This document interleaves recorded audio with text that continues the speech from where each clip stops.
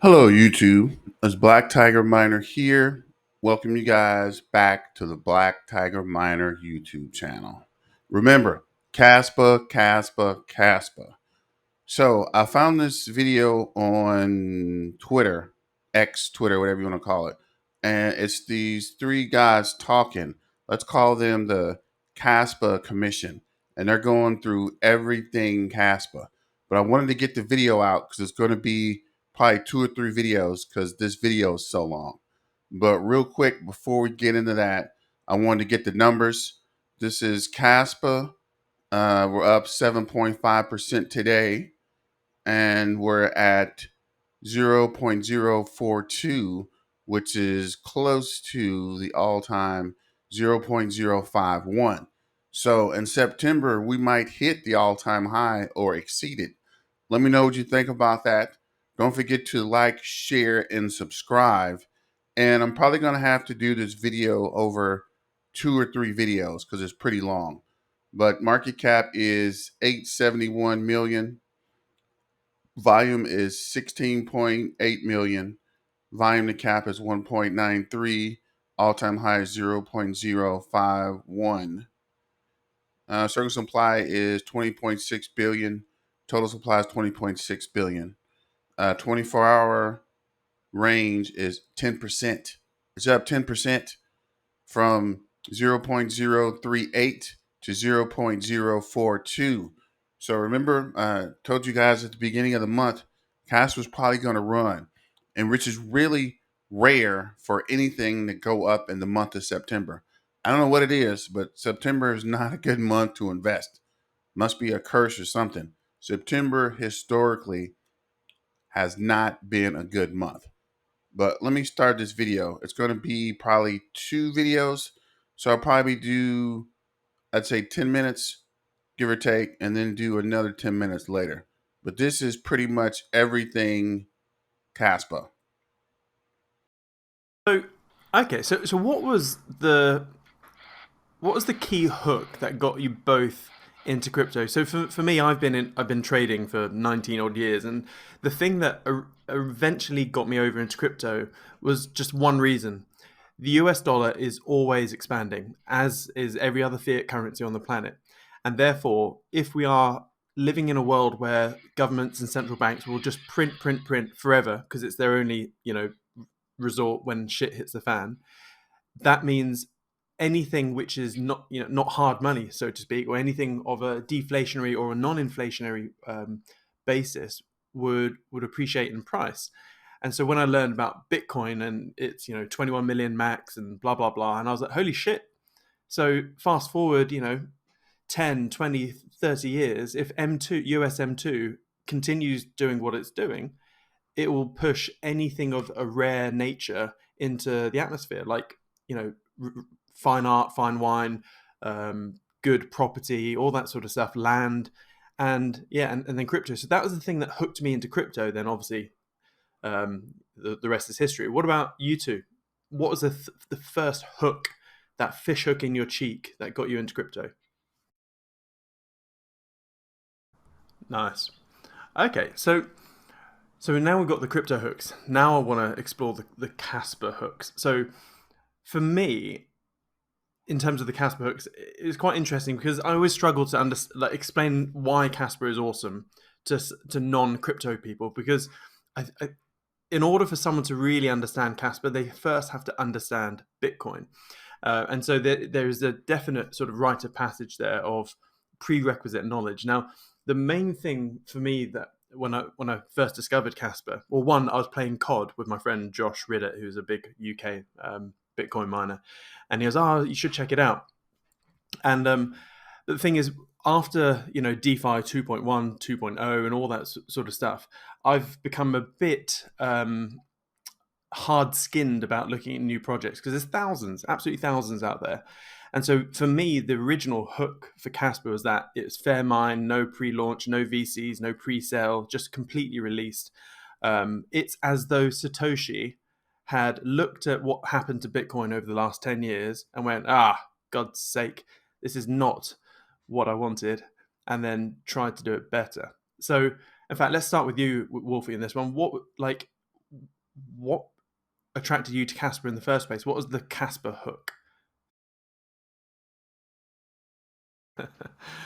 Amazing. So, okay, let's now get into the nitty gritty of this all. Like when I first got in, the first, I guess the top three, I want to focus on the top three cons or the negatives that originally worried you about the project, even if it was a worry for, only 5 minutes or so. For me, I struggled to name three cons, but I think the first one is that I predicted that ASICs would come in and absolutely blow the hash rate, right to the moon, and therefore difficulty would come in, and then obviously, the whole ASIC FUD, so to speak. That was my main concern. Jim, what about your top three original concerns? Yeah, one of the, I guess, the mind hurdles, I guess, I see people still stuck on the fact that we still don't have a major listing and that there are no smart contracts yet. So, personally, I guess there are two different things. So, the smart contracts thing, Cardano absolutely pumped to the moon, even though it was a DApp platform like Ethereum, or supposedly the Ethereum killer, yet it didn't have a smart contract for years, and it still did its thing. And the fact that we haven't launched with the smart contract capability yet, I think personally I see that as a bullish thing. That we need to get the tech right, we need to get DAGKNIGHT all set up, and I guess we're building a firm foundation before we then sort of go towards smart contracts. And the major listing issue, personally, um, I'm umming and ahhing about this, but again, I still see that as short-term bearish, long-term bullish. So I will be concerned if I see a Coinbase or a Binance listing eventually, because that's when we see big liquidity start coming in, and that's where big whales and humpbacks then have the ability to dump should they wish. So, for example, I haven't done any sidestepping whatsoever, recently.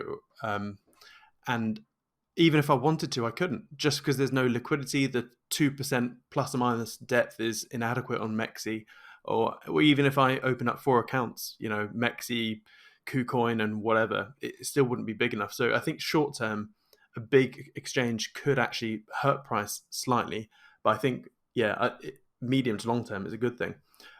Wolfie, what are your thoughts on the smart contract and major listing issue?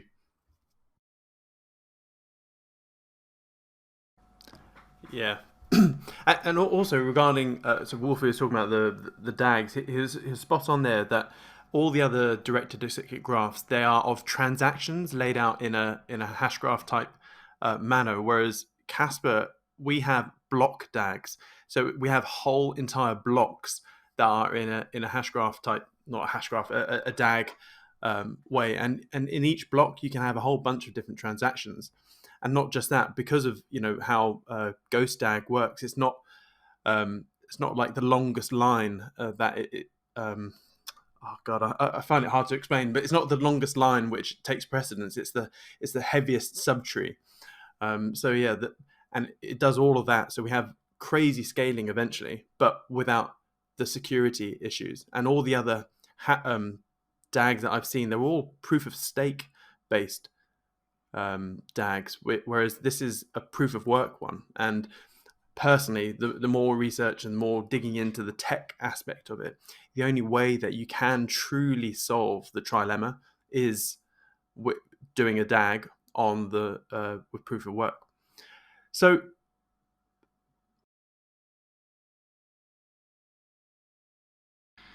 Yeah. okay, I want to stay on this forking issue for a bit, because personally, this is one of my big potential fears, which hasn't come to fruition just yet. So one of the things that has helped me in my trading career is always understanding, who is the whale, who is on the other side of the trade, how would a big banker wanker trader, head trader, manipulate the price right now. So you have to always put your mindset and way of thinking in the boots of your adversary.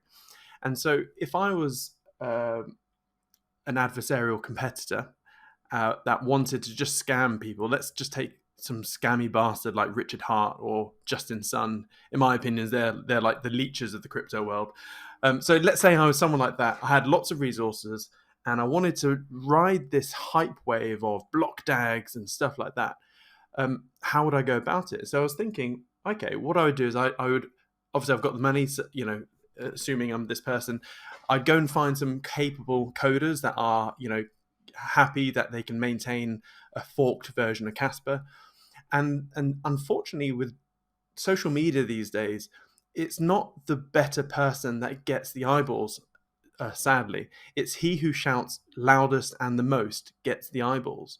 So my fear is that someone dodgy will come along, they'll fork it, they'll shout loud, they'll shout often, they'll get all the eyeballs, they'll do some crappy tokenomics, you know, pre-mine, all that sort of stuff, and then it'll pump high and then crash, and therefore sort of somewhat hurting the reputation of a block DAG, because the average retail person, you know, all they'll see is, you know, this big project that was a big block DAG or Cas fork, it's all crashed, blah blah blah, and you know, people are stupid in general. So yeah, I mean, I still meet people on a daily basis that think Bitcoin is still a scam. So yeah, that's my potential fear from a fork. And just going back to what Wolfie said, he was saying that you need someone that has bigger brains than Jonathan, or someone as at least capable. And from what I've seen so far, like, he's always moving the intellectual threshold a lot higher, and no one else is sort of upping him. So he comes along with Ghost, greedy, heaviest observable subtree, right? And then Ethereum, Cardano, Avalanche, and every other thing tries to copy him. And then he comes along with Spectre, and then, which was a masterpiece, but obviously it didn't like arrange blocks in a linear order, therefore wasn't suitable for smart contracts. So then he came up with GHOSTDAG. So it had all of the brilliance of Spectre, but had a linear ordering of blocks. So that's what Kaspa uses right now, GHOSTDAG. And then, you know, a couple of years later, he releases Phantom GHOSTDAG. And even now, we're about to, hopefully, in the near future, implement DAGKNIGHT, which is like, yeah, it's like every 2 years, he's upping the intellectual threshold. So yeah, I completely agree with you, Wolfie. Right, sorry, I've hogged the mic too long. Let's go into the next question. So the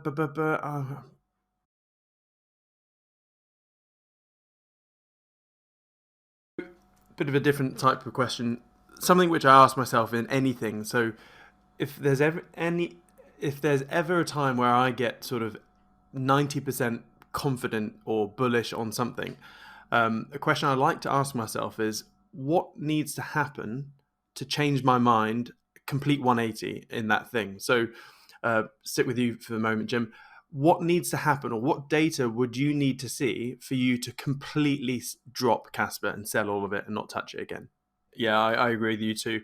For me, a prime example of that is I got into Wonderland time pretty early, back in the whole rebasing DAO sort of bonanza. And when Sifu was outed as a convict, I was like, right, I'm out. But it wasn't just that, you know, the treasurer was an ex-convict or a current convict or whatever. For me, it was the thought and decision making from Danny Siestagali, the founder of Wonderland, because when I found out that he knew about it a good month or so beforehand, and he didn't, you know, just boot him out straight away or tell the community, he tried to keep it quiet. And for me, that was, you know, big red flag decision making process. And for someone that had $1 billion treasury, I was like, I'm out. So yeah, for me, I'm with you guys. If the team were, Siam, that's actually how I found you, I believe. Like in So far, this is the questions. So I wanted to see if you guys wanted to go through the questions. I thought the video had both opinions and answers on it, but it seems like he's just running through the questions. And I'm going to see if there's the full video with everyone else's responses to it. But the main purpose of this video, I wanted to get out about Caspa's price being up So we're up almost 8% today, and the numbers are still running. So let's check the trading view, and trading view has it at what is that, 0.042. And if you can see here, like I said yesterday, once the MACD crosses, it's going to start going up. And the MACD crossed, and we started getting more volume. So that's also a good thing. So let's check the 4-hour chart. And it crossed yesterday, went down, or crossed today. It crossed today and went down, and crossed again and went up. And we're starting to build volume. So that's also a good thing. But let me know what you guys think about that. And I'm definitely going to do another video because I want to track the progress of the cast today and see how high it gets in case we do hit an all-time high, or if we get over 0.045 or 0.05. So we'll keep an eye on that. Let me know what you think about the video. Remember, Kaspa, Kaspa, Kaspa. This is Black Tiger Miner signing out, and let's get back to the money, guys.